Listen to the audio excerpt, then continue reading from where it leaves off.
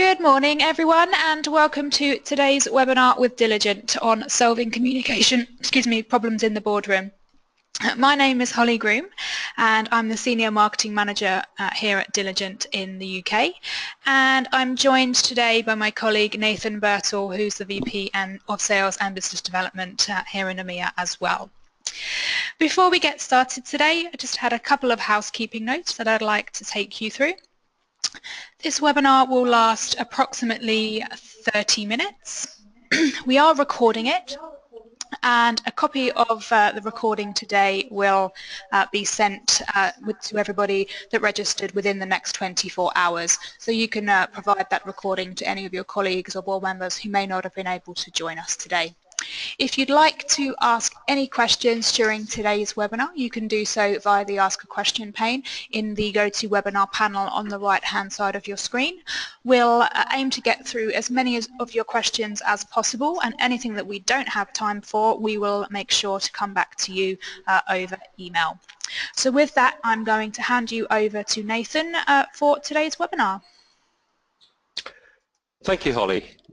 Thank you everyone for attending. The board is the ultimate strategy and oversight authority in an organisation, and it's vital for the board to do its work effectively to have a well-crafted communications infrastructure in place. That's the basic topic for today, and we're going to break this subject down to the following sections that you see on the screen. We'll look firstly at a model for communications and how different aspects of that model can either facilitate or hinder the effective communication between sender and receiver. In this case, the COSEC and administration side of the organisation and the board of directors themselves. We'll look specifically at some of the communication problems that we see in boardrooms today, specifically with organisations prior to them implementing solutions from Diligent. And we'll look at it from two sides, one of which is from the director's point of view and the other from the COSEC's and administrator's point of view. Then we'll look at some ways that technology can alleviate those issues and improve communications for both sides. Look at a few best practices for the way that communications can work better in organisations, some of which are from Diligent, some of which are from white papers from other organisations that we partner and work with.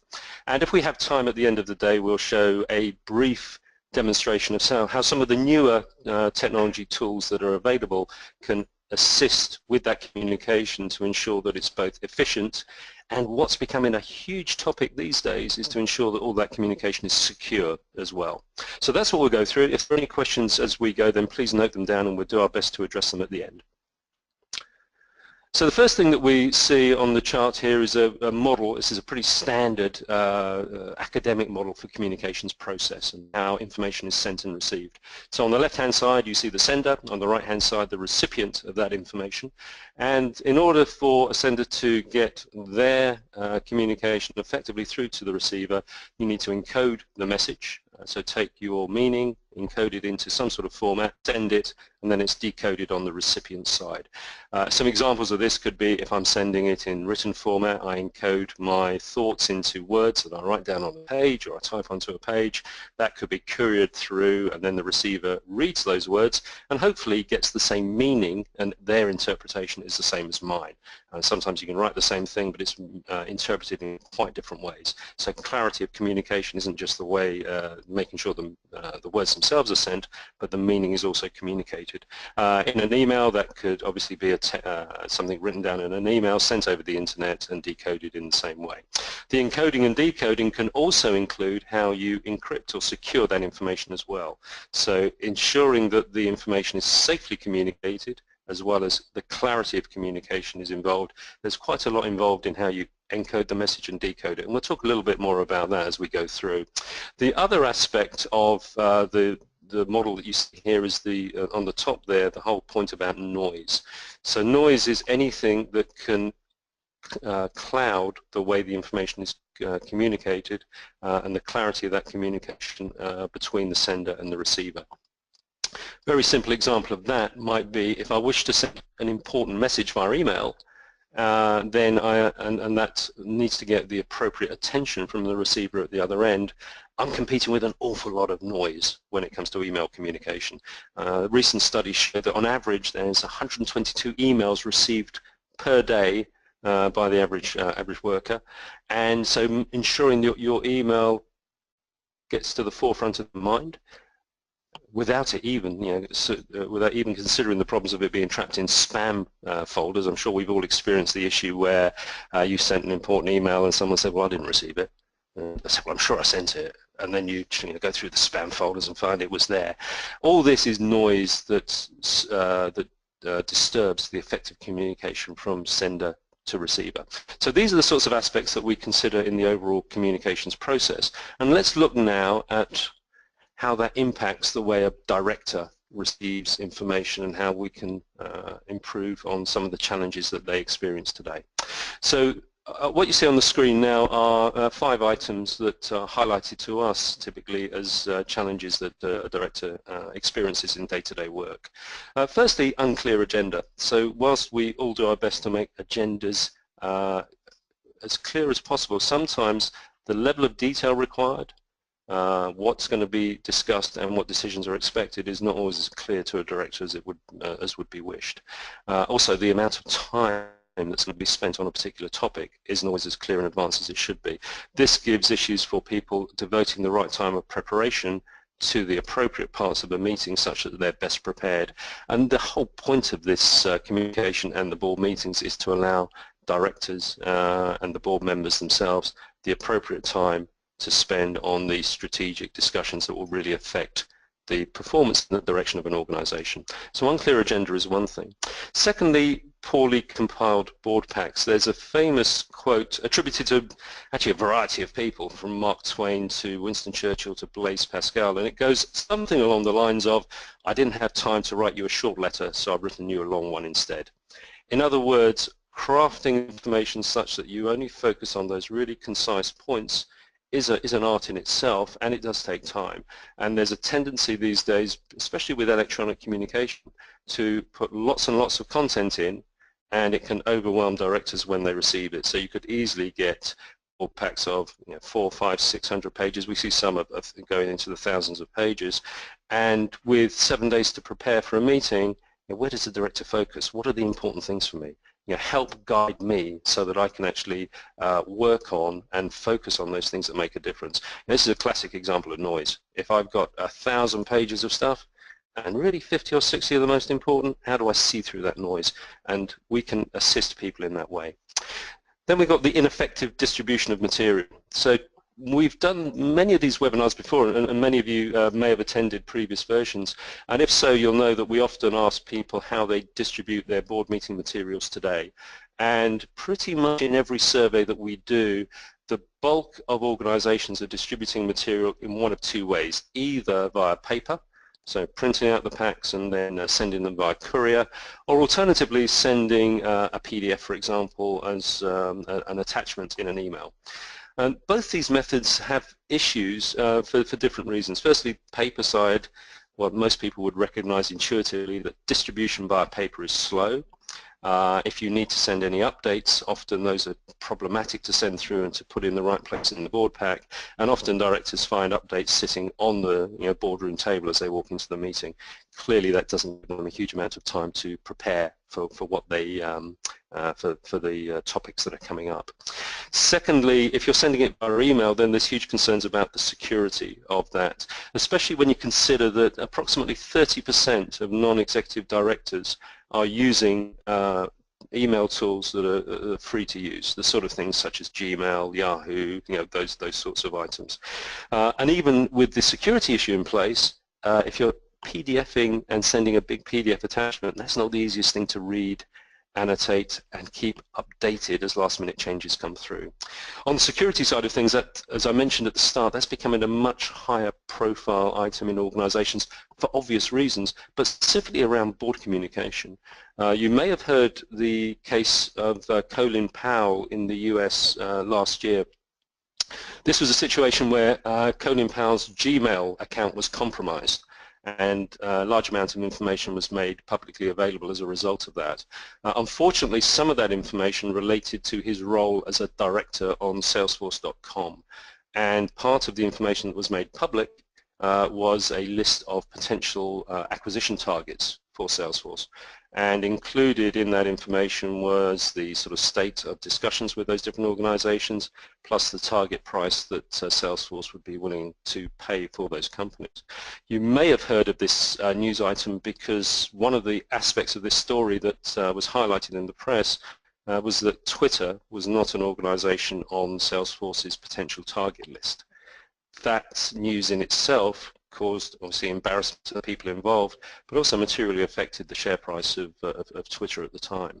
And so that sort of security breach can have all sorts of different ramifications, and it's a security breach of an application that wasn't within the control of the organization itself. It was the free email service that was breached. And this is not a one-off incident, and in fact more and more senior executives and directors of organizations are being specifically targeted to find the weakest point in their security such that information can be gathered through breaking that weak point. In fact, there's a specific term that's been coined for that sort of attack. You and I, you probably have heard of the term phishing, and in fact you, as well as I, have probably been involved in emails sent through that are pretty clearly phishing attacks, and these things are getting more and more sophisticated. But when it comes to targeting senior executives and directors, there's a new term now called whaling, and that's specifically how organizations are individually targeting high-profile executives such that they can get information that's going to be of material difference as a result of that attack. Time to review materials. That's important. That if you're going to be best prepared to have the appropriate discussions in the board meeting, then time to review, make your comments, make your questions ready such that the time in the meeting itself is used to best effect is important.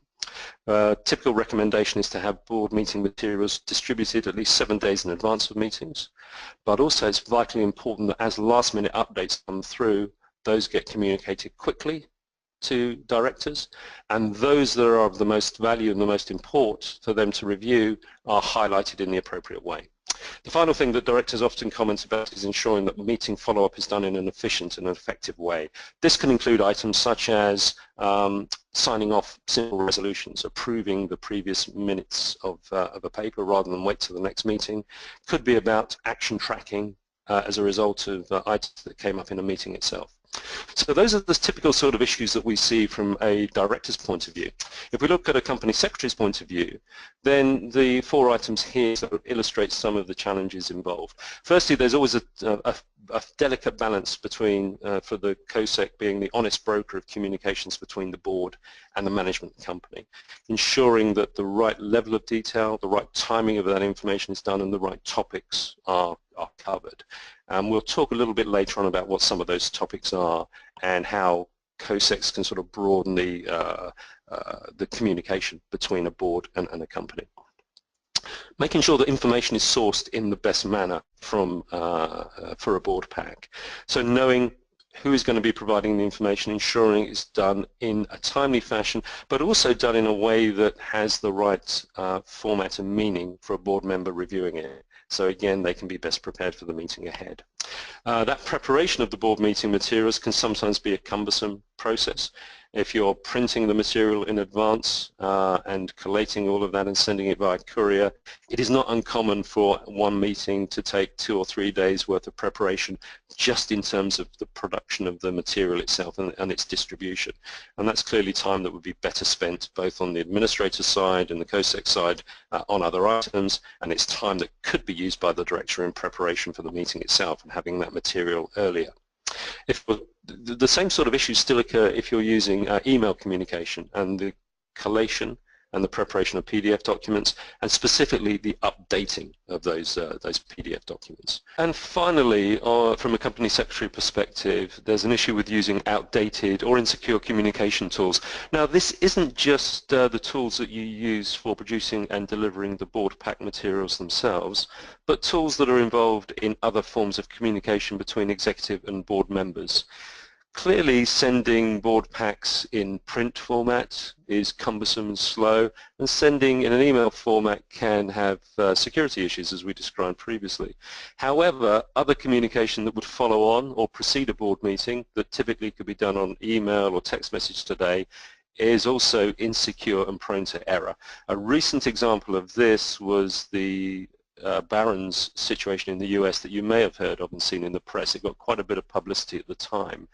Essentially, the situation was that Barron's was considering layoff and restructuring of its organization, and the president of the company was looking to discuss the terms of that layoff with some senior executives. And rather than forward some information that he'd received on terms and conditions of another layoff that had taken place in the US, rather than forwarding that email to 2 or 3 of his executive colleagues, he inadvertently hit reply to all, which sent the discussion not to a select group within the organization, but a broad group outside the organization, including the Wall Street press organization. This caused a great deal of publicity, so there was some bad publicity that resulted clearly, but also potentially loss of revenue when it came to the terms of the agreement that had to be settled for those employees being restructured. So this is part of the issue when it comes to outdated communication tools, not just the inefficient approach that results, but severe issues with security that can result as well. So let's look at how technology can be used to improve communications. And I'm not going to go in detail through each of these bullet points, but both from a director and company secretary's point of view, there are ways that technology can help. Directors typically these days, certainly with the travel requirements that are on most people, typically would use multiple devices to access and update information. Personally, I use a PC at work with a Windows operating system, iPhone when I'm traveling, and an iPad if I'm working from home in the evening. And colleagues of mine have similar multiple device strategies also with Android, Windows and Mac devices as well. So the ability to be able to work with the material across multiple devices is not just a nice to have, it's becoming an essential requirement for directors and executives to work effectively. And it's not just annotating the content that comes through, but collaborating with other users such that you can discuss items ahead of a meeting or post-meeting such that the time you spend face-to-face is used much more efficiently and effectively. Using technology such as e-signatures enables you to sign off and handle items that can be done in advance, such as simple resolution approval, approval of previous board minute meetings, again to make the face-to-face time more effective. We're seeing the situation where many directors are requesting more frequent information from an organization, specifically to do with performance or backward-looking aspects of the way that the organization is reviewed.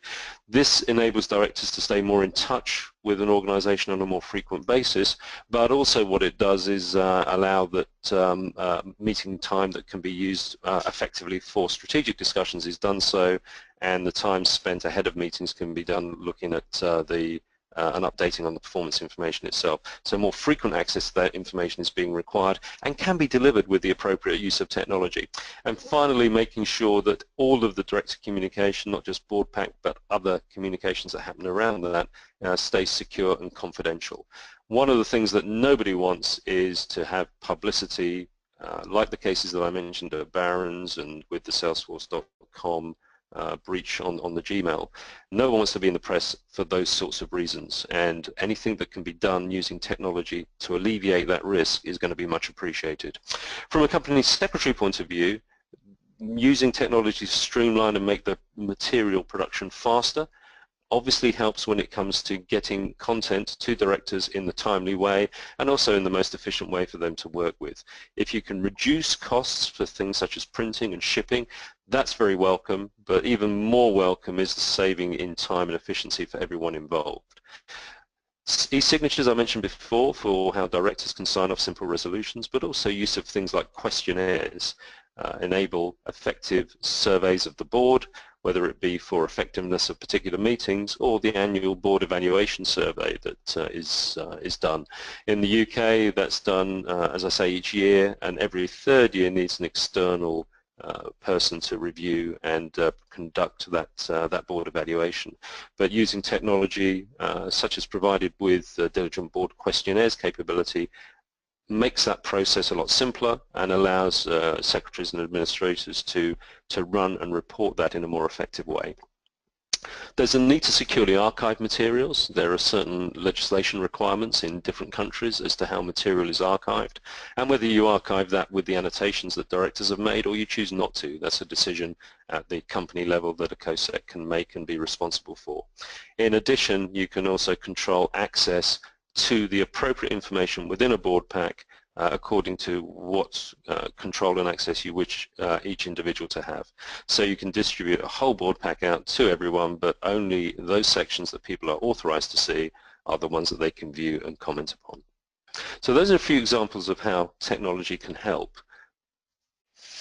And let's look at a couple of best practices now. So on the slide in front you see a timeline for best practice for producing board pack, and I'll just quickly go through it from left to right. Typically 45 days before the meeting you prepare the agenda and then review that with CEO, chairman and senior management such that it's finalized between 30 to 35 days ahead of the meeting. It's at that point you can also send out an email to those people contributing about deadlines for the content and when you expect that to be received. 15 to 20 days before the meeting you would typically review that content and ensure that it's at the right detail, at the right tenor, the right level of discussion for the board, and is structured in a way that will make the meeting itself run in the most smooth fashion. 8 to 10 days ahead of the meeting you'd have the final review and sign-off by the CEO, such that 7 days before the meeting that material can be distributed to the board members and you can start working on your pre-drafting of items. Now this is a sample best practice timeline for producing the board pack. As I mentioned before, we're often seeing a requirement that maybe every month or so the board members are provided with an update on performance of the organization such that they have more frequent and timely information on that aspect of the business so they're best prepared for the board meeting itself. So we'll see, and I think one of the things that we'll see more as time goes on is a requirement for more frequent communication of different types of information in this way such that the level of communication between a board and the company is not restricted to just one big pack of information every 2 or 3 months. But this is an ideal timeline for setting up the board meeting packs as it stands at the moment. And if we go on to the next chart, we look at some of the guidelines for producing the board pack itself. And the first one of those is to engage with the directors to ensure that the type and the quality of information and the quantity of information is clear from both parties. That also includes the frequency of information. As I said, we're seeing changes in that area. But one of the interesting things that was published recently that I saw was a KPMG paper on the top 7 items that should exist on the 2017 board agenda. And again, this is part of the context that of the discussion that a COSEC would typically have with chairman and other members of the board to ensure that the content and topics being discussed are those that are most relevant and appropriate for an organization. In the KPMG paper, for example, there are, as I say, top 7 items, 3 of which have already touched on items we've mentioned earlier in this webinar. One of them is crisis management, making sure and reassess the company's crisis prevention and readiness efforts. Another one is around cybersecurity. And the third is around broader topics within society as a whole that can impact on a shareholder's view of an organization and the way it operates. So those are the sorts of areas that COSEC can work with directors to ensure that the meetings themselves have the right level and the right topics to be discussed. Interestingly, on this paper there's one item on the security aspect. In fact, it's the very last sentence of the paper itself. It says, do directors work under the assumption that email could become public at any time? So in other words, warning directors that any email communication could be compromised and they should always assume that anything written in an email could be compromised. My view on this is that that's good advice at the moment, but one of the things that COSECs and companies can do is provide better, more secure infrastructure for directors to work with such that they can have those sorts of communications in a secure way. And I think it's fairly impractical to expect that any email or text communication is always going to be considered in advance to be exposed, and these sorts of conversations need to go on for an organization to run effectively, but they also need to be made more secure. And we'll show an example of how that can work later on. Second thing is always remember the purpose and the specific information, as well as the process and the format. In other words, make the information relevant to the topic under discussion and the outcome of that topic that you wish the board to come to conclusion on. And this ties into the sort of third and fourth points as well. In fact, these 2 points come from a white paper that we co-sponsored with the CSIA, the Corporate Secretaries International Association, from last year, and it's entitled 10 Practical Guidelines to Improve Board Communication. In fact, this white paper is attached to the webinar, so you should be able to download it and read for yourself. If for any reason you're not able to do that, we'd be very welcome to send you a copy separately. Just get in contact with us. One of the topics mentioned in the white paper is the need to develop a standard template so that it's very clear and consistent in all board communications as to how the information is going to be presented, how the decisions are being described, and very clear up front what the request is of the board members when they're reviewing the content. And an example template could include items such as the purpose of this particular topic and the decision needed, a brief executive summary, some level of detail underneath that, ideally fewer than 10 pages to reduce the bloats that we described earlier. Any further detail could go in an appendix, risk analysis, financial considerations, and finally conclusions, sign-off, and any other decisions that need to be made around it. So that white paper has a little bit more detail around that, but that's an example of a sort of template that could be used. Finally, all information should be processed through the COSEC. This is important for a couple of reasons. Firstly, to ensure consistency of communication. Secondly, to ensure that all the information that needs to go to all directors is communicated at the same time. There can be some certain legal requirements around that aspect of it. And finally, to ensure that any other legislative concerns around communication and audit of what is being sent out at any particular point in time is managed through the COSEC. Now we'll pause briefly to show a demonstration of how some of this technology can work in practice. You see on the chart there are 2 aspects of the service that we provide that we can demonstrate. For the purpose of this webinar, we won't focus on diligent boards. Boards is our service for collating and distributing the whole board pack, so it makes the process more efficient for the preparation of the pack and more efficient and secure for directors and board members to receive the information afterwards on tablets, PCs, Macs, Androids, etc., etc.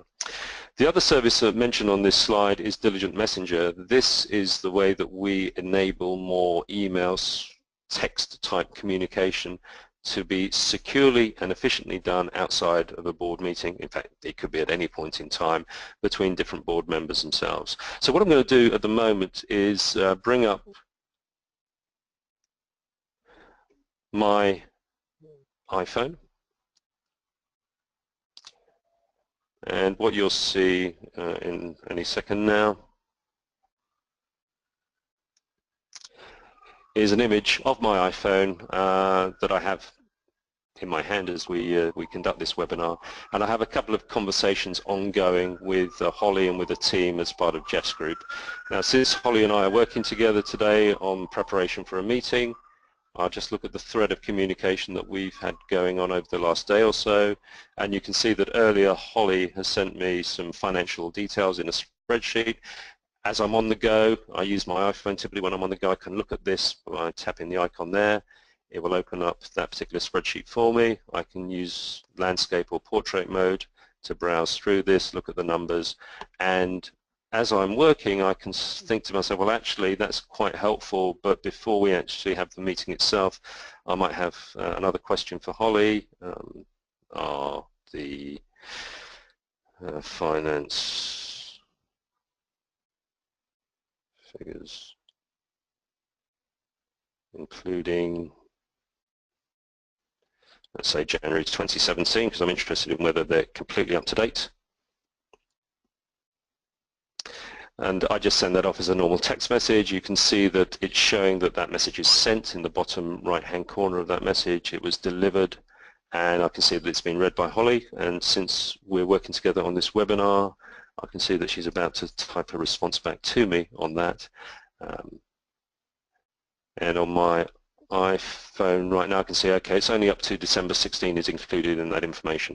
So in preparation for the meeting, I could then ask for it to be updated to include January, or we could just go and note that as a result. But this is the sort of discussion that you might have outside the meeting. You could be going into more confidential information that you wish to have conversations about, so you're best prepared.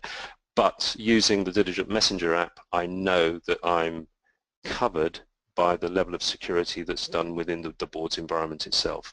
One other thing that people were commenting on was, can I actually use Diligent boards on the iPhone, because we made some recent announcements about extended platform support, including Android and Mac. And yeah, in fact you can. If I quickly show you, this is my iPhone again, and alongside the Messenger app I've got the Boards app. And one of the things that you can do with boards as well now is sign in using your Touch ID, so I'll just do that. And I'm straight into the boards with all the different committees and boards that I sit on. And I can just tap, I've tapped Sales NB2 there, and it will just open up the different books within that site for me. So those of you who are familiar with boards will recognize the process for the way the director works, and now you can work with that content on an iPhone, as well as an iPad, as well as an Android, etc., etc. That's all we do by way of demonstration at this point, but thought it might be helpful to show how technology can be both usable and secure, and how that's typically what organizations need now to support the communications that we discussed earlier on. Helps eliminate the noise that we mentioned at the very first part when we looked at the model of communication, and helps ensure the security as well. Before we wind up, briefly mention Diligent by the numbers, a brief introduction to Diligent for those people who are not familiar with our company. We help over 4,700 clients ensure more effective communication and collaboration between their executive and leadership teams to assist the performance of organizations. And amongst those 4,700 clients, we have over 140,000 users, be it board members, executives, and administrators.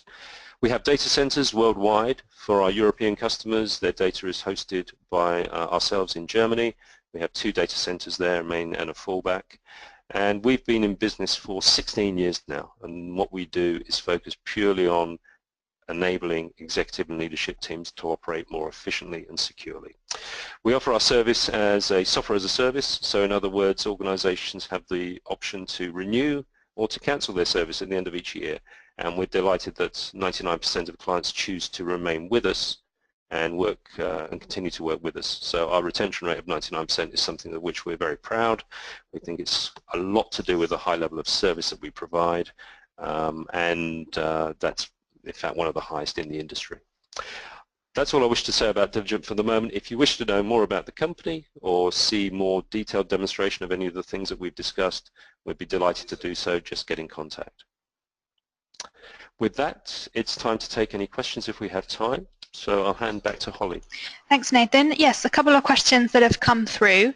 The first one is, what are some of the ways to ensure that content from various stakeholders are provided in good time? Yeah, thanks, Holly. The issue around making sure that information is sent out 7 days in advance relies on content being made available from the different parts of the business in a timely fashion. Now, sometimes you need information provided at the last minute just because you want to make sure it's the most current information for the board members to review. Other times it's just a case of ensuring that the content is provided from the internal source and the right sort of incentive is provided to make sure that happens. One of the ways that some of our clients do that is whatever information is made available and approved 7 days before the meeting is just sent out to the board at that time. And any information that follows on is updated later. Now, with something like Diligent Boards, it's very simple to send updates through to directors and to ensure that those updates are flagged in the appropriate way. So if it's an important update, you can highlight to a director that they should look at that information there and then, and you can point them directly to where that information is in the overall book. Now, where organizations have said, no, I'm not going to wait for everything to be made available, I'm going to just send it out 7 days before, and I'm just going to add further information as it comes through and is approved. In those cases, what they find is that because directors are now very aware of what information is provided in advance and what information is a little bit later.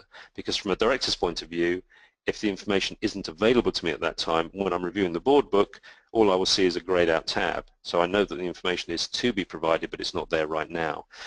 So now that that information is being made more obvious to the directors, the people providing the content tend to do it in a more timely fashion. We have a couple of case studies that illustrate that point, and we'd be happy to provide those for people who are interested. Thanks, Nathan. We do have a couple more questions come through, but in the interest of time, we'll make sure that we'll come back to you all individually over email on that.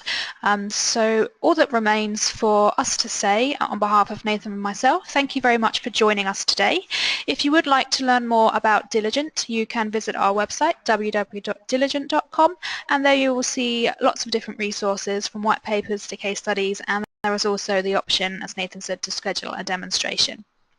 When you leave today's webinar, a survey will pop up asking you for some feedback on your experience on today's webinar. If you would fill that out for us, that would be very much appreciated. Thank you very much for joining us today, and have a wonderful day. Thank you.